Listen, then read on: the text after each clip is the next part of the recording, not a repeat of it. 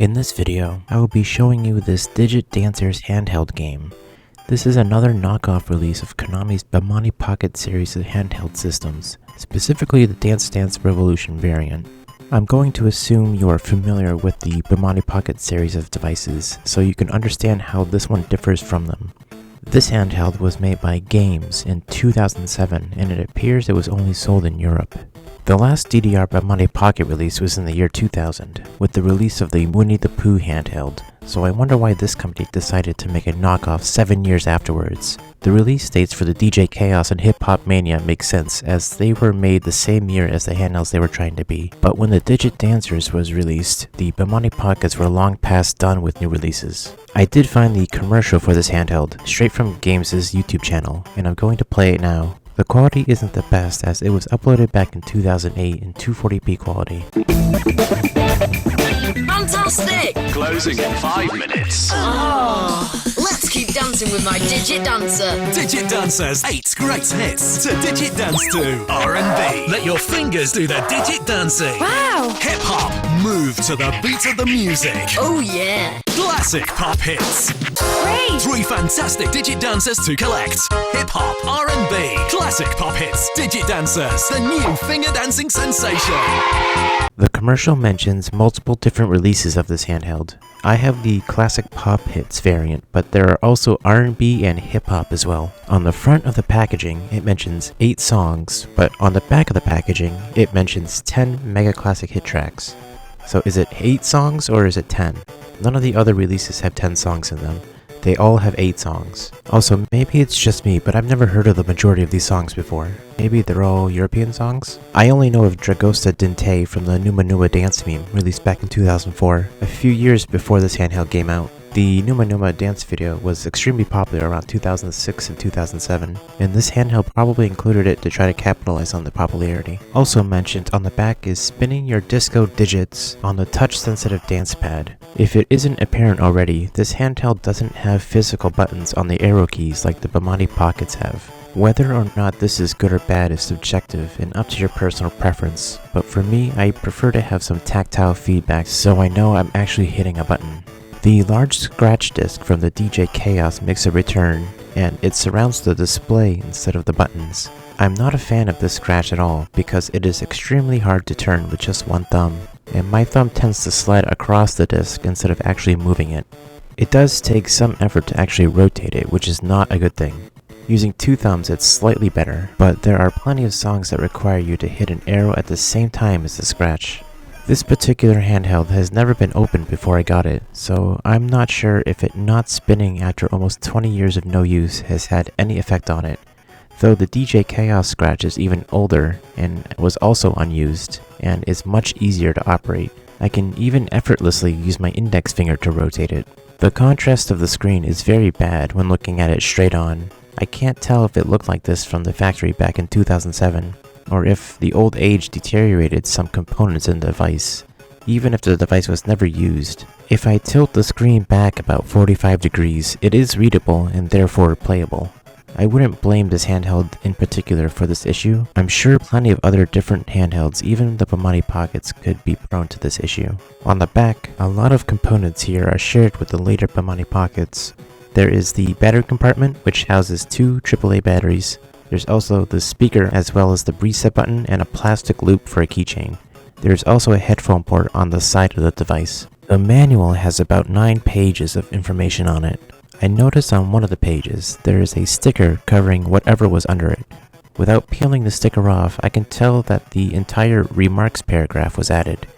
They also fixed a mistake with the keys section. On the right, they have 7 different labels on the handheld, but on the original, only 6 are labeled.